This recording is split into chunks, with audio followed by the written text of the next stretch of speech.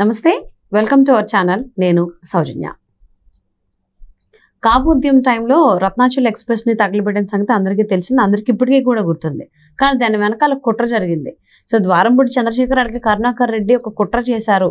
ఎలాగైనా కానీ కాపు ఉద్యమాన్ని స్టాప్ చేయాలి అని, లేదా కోలుకొట్టాలి అని. దీనికి సంబంధించిన ఒక రహస్యాన్ని అయితే ఇప్పుడు జనసేన అధినేత పవన్ కళ్యాణ్ బయట పెట్టారు అంటున్నారు. అసలు ఏం జరిగింది ఏంటి, ఈ అంశానికి సంబంధించి మనతో మాట్లాడడానికి, వారి విశ్లేషణని మనతో పంచుకోవడానికి ఈరోజు మనతో పాటు ఉన్నారు senior journalist, senior political analyst CS Rao గారు ఉన్నారు. వారితో మాట్లాడదాం. నమస్తే రావు గారు. నమస్తే. పవన్ కళ్యాణ్ బయట పెట్టినటువంటి ఆ రహస్యం ఏంటి కాపు ఉద్యమాన్ని స్టాప్ చేయడానికి?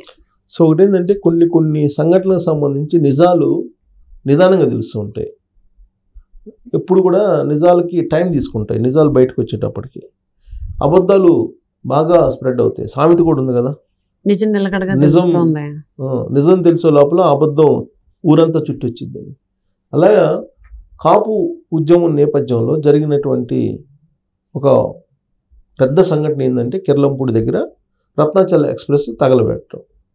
అది పెద్ద సంఘటన. అది రత్నాచల్ ఎక్స్ప్రెస్ను తగలబెట్టడం అనేది అది కోనసీమ జిల్లాలో ఒక పెద్ద సంఘటన. ప్లస్ దేశవ్యాప్తంగా కూడా ఒక ఎక్స్ప్రెస్ని తగలబెట్టడం అనేది అప్పుడు ప్రయాణికులతో ఉన్నటువంటి దాన్ని, అది పెద్ద చాలా సీరియస్ ఇష్యూ.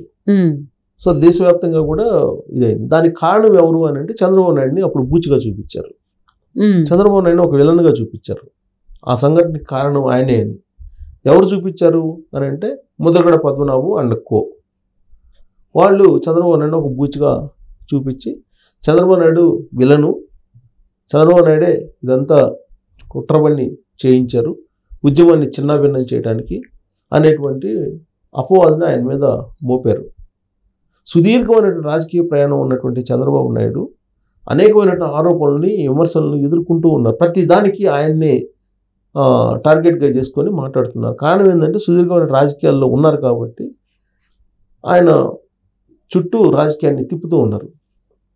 అసలు కిర్లంపూడిలో జరిగినటువంటి రత్నాచల్ ఎక్స్ప్రెస్కు సంబంధించినటువంటి ఆ సంఘటన, తగలబెట్టినటువంటి సంఘటన వెనక అసలు ఎవరున్నారు, ఏం జరిగింది అనేది పవన్ కళ్యాణ్ ఇప్పుడు ఎన్నికల ప్రచారం సందర్భంగా అసలు రహస్యాన్ని బయటపెట్టారు. ఏంటంటే ఆయన ఆ రహస్యాన్ని చెప్పేంత వరకు కూడా ఆ రోజు ఏం జరిగింది అనేది అసలు ఎవరు బయటికి తీలా. దానికి సంబంధించిన కేసులన్నీ కూడా మాఫీ చేశారు రాజకీయ లబ్ధి కోసం. అమాయకుల్ని బయలు చేశారు. అమాయకుల మీద కొంతమంది మీద కేసులు పెట్టారు. అవన్నీ జరిగిపోయాయి.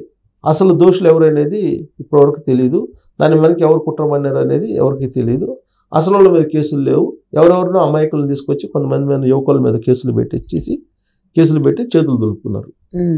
సో ఇప్పుడు దానికి సంబంధించి మొత్తం రహస్యాన్ని పవన్ కళ్యాణ్ బయటపెట్టారు.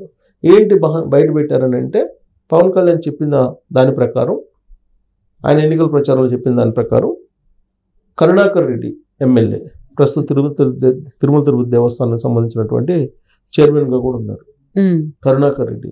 అలాగే ద్వారంపూడి చంద్రశేఖర్ రెడ్డి ఇప్పుడు అక్కడ ఎమ్మెల్యేగా ఉన్నాడు కాకినాడ. వీళ్ళిద్దరు కలిసి కొంతమంది రౌడీ మూకల్ని తీసుకొచ్చి ఆ ఉద్యమంలో పెట్టారు. వాళ్ళు చేసినటువంటి బీభత్సం కారణంగానే అది జరిగింది. కాపు ఉద్యమాన్ని ఆ రోజు వైఎస్ఆర్ కాంగ్రెస్ పార్టీ అనుకూలంగా మలుచుకోవాలని ప్రయత్నం చేసింది. దాంట్లో భాగంగా సవ్యంగా జరుగుతున్నటువంటి కాపు ఉద్యమాన్ని హింసాత్మక దిశగా తీసుకెళ్ళింది వీళ్ళిద్దరే అని చెప్పి పవన్ కళ్యాణ్ చేసినటువంటి ప్రధానమైనటువంటి ఆరోపణ.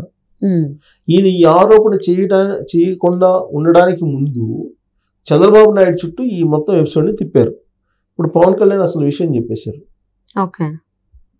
కేవలం వీళ్ళే హింసాత్మక కోణంలో నుంచి ఆ ఉద్యమాన్ని తీసుకెళ్లారు. దాన్ని చంద్రబాబు నాయుడు రుద్ది దాన్ని రాజకీయంగా అనుకూలంగా మలుచుకున్నారు. 2019లో గెలవడానికి కారణం కూడా అదే, వైఎస్ఆర్ కాంగ్రెస్ పార్టీ అనేది పవన్ కళ్యాణ్ చెప్తున్నటువంటి ఒక వాదన. ఆధారాలు లేకుండా అయితే పవన్ కళ్యాణ్ చెప్పడు కదా. ఒకవేళ ఆయన చెప్పింది అబద్ధం అయితే మరి ద్వారంపూడి చంద్రశేఖర్ రెడ్డి, కరుణాకర్ రెడ్డి స్పందించాలి కదా. లేదా ప్రభుత్వం వాళ్ళదే ఉంది కాబట్టి ఈ వ్యాఖ్యల మీద విచారణ జరిపి అసలు నిజమేదో నిగ్గు తేల్చాలి కదా. సో కాబట్టి ఇలాంటి ఇష్యూస్, హింసాత్మక సంఘటనలు, భావోద్వేగాలు, కోడి కత్తి, తర్వాత బాబాయ్ మర్డర్, గొడ్డలి వ్యవహారం, ఇవన్నీ కూడా 2019 ఎన్నికల్లో గెలవడానికి సహకారం అందించాయనేది పవన్ కళ్యాణ్ చెప్తున్నారు. అందుకే రాష్ట్రం హింసాత్మక పరిస్థితుల్లో ఉంది, హింసాత్మక దిశగా తీసుకెళ్తున్నాడు జగన్మోహన్ రెడ్డి. దీన్ని కాపాడటానికి మాత్రమే నేను రాజకీయాలు చేస్తున్నాను అని చెప్పి పవన్ కళ్యాణ్ చాలా స్పష్టంగా చెప్పారు. మీరు రాష్ట్రం వదిలిపెట్టి వెళ్లకుండా ఉండాలి అని అంటే ఖచ్చితంగా జగన్మోహన్ రెడ్డిని ఓడించండి అని చెప్పి పవన్ కళ్యాణ్ ఇస్తున్నటువంటి ఒక పిలుపు. ఆ రాష్ట్రంలో ఉండే పరిస్థితులు మొత్తాన్ని అవగాహన చేసుకున్న తర్వాత ఆయన ఇవన్నీ చెప్తున్నాడు. సీట్ల షేరింగ్లో నేను త్యాగానికి పాల్పడ్డాను, కారణం ఏంటంటే జగన్మోహన్ రెడ్డి అని అతను ఉండకూడదు అనేటువంటి ఉద్దేశంతో. కాబట్టి మీరు ఆలోచించండి, నేను త్యాగం చేస్తాను, నేను చేయగలిగిన త్యాగం నేను చేస్తూ ఉంటాను, కానీ మీరు ఆలోచించండి ఓటర్లు, ఆ రోజున రత్నాచల్ ఎక్స్ప్రెస్ లేదా కాపు ఉద్యమంలో ఏం జరిగింది అనేది చెప్తున్నాను, మీరు ఆలోచించండి. కేవలం కొంతమంది రౌడీ మోకల్ని తీసుకొచ్చి ఆ ఉద్యమంలో పెట్టి దాన్ని హింసాత్మకంగా తీసుకెళ్ళి దాని ద్వారా రాజకీయంగా లబ్ధి పొందారు చంద్రబాబు నాయుడు మీద పెట్టి అని చెప్పి ఆయన వివరంగా చెప్పడం జరిగింది.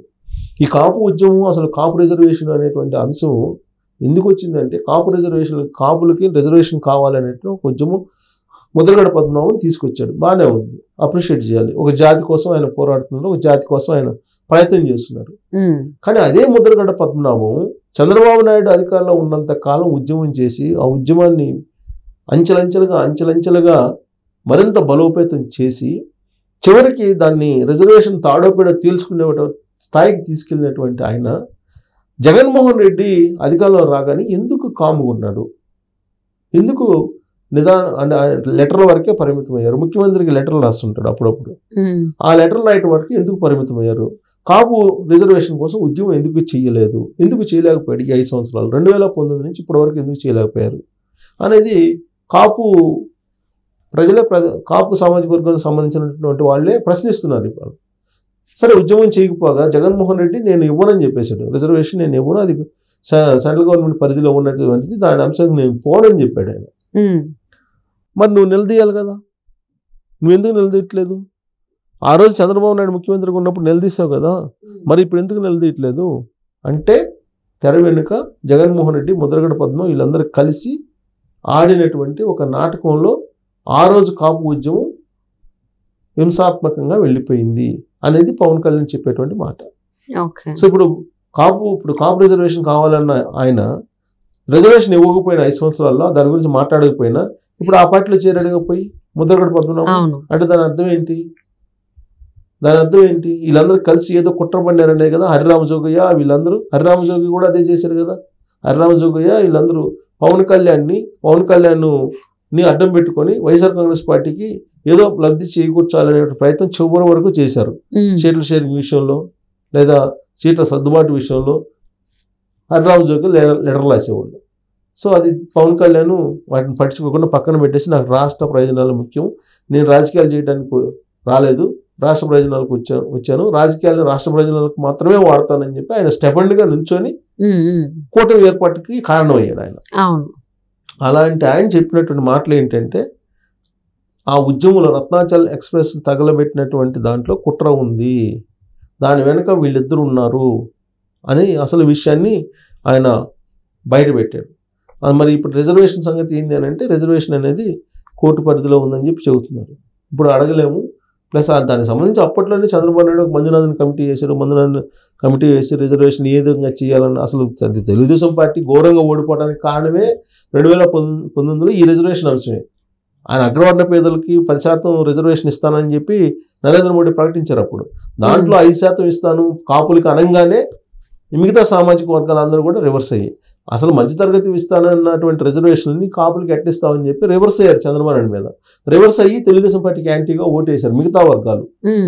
కాపు సామాజిక వర్గం ఏమో ముద్రగడ పద్మనాభం మాటిని వైఎస్ఆర్ కాంగ్రెస్ పార్టీకి ఓటేశారు. సీన్ కట్ చేస్తే 151 మంది ఎమ్మెల్యేలతోటి జగన్మోహన్ రెడ్డి 2019లో ఆయన సీఎం అయ్యాడు. ఆ తర్వాత ఇప్పుడు రివ్యూ చేసుకుంటే మొత్తం అందరూ పవన్ కళ్యాణ్ కానీ లేదా ఇతరులు కానీ రివ్యూ చేసుకుంటే ఆ గొడ్డల వ్యవహారం నిజమేందో బయటకు వచ్చింది, కోడికత్తి వ్యవహారం నిజమేంటో బయటకు వచ్చింది, రత్నాచల్ ఎక్స్ప్రెస్ వ్యవహారం ఏందో ఇప్పుడు పవన్ కళ్యాణ్ బయట పెట్టారు. 151 మంది ఎమ్మెల్యేలు కనుక ఇన్ని సంఘటనలు ఉన్నాయి. ఓకే. ఇన్ని సంఘటనలు ఉన్నాయని తెలిసి కూడా ఇప్పుడు ముద్రగడ పద్మనాభం లాంటి వాళ్ళు ఇంకా కూడా పవన్ కళ్యాణ్ టార్గెట్ చేస్తున్నారంటే ఆయన అదే అన్నారు, నేను కాపు సామాజిక వర్గాన్ని నేనేమి అమ్మట్లేదు, నేను హోల్సేల్గా ఎవరికి ఇచ్చే ప్రయత్నం చేయట్లేదు, నాకు ఆ స్తోమత ఉంటే నేను ఎందుకు ఓడిపోతాను, అసలు నేను రాష్ట్ర ప్రయోజనాల కోసం నేను పనిచేస్తాను, రాజకీయాలు చేస్తాను, వీళ్ళలాగా స్వార్థపూర్వక రాజకీయాలు నేను చెయ్యలేను అని చెప్పి ఆయన ఒక వివరణ ఇచ్చి అసలు విషయాన్ని బయటపెట్టాడు. ఓకే.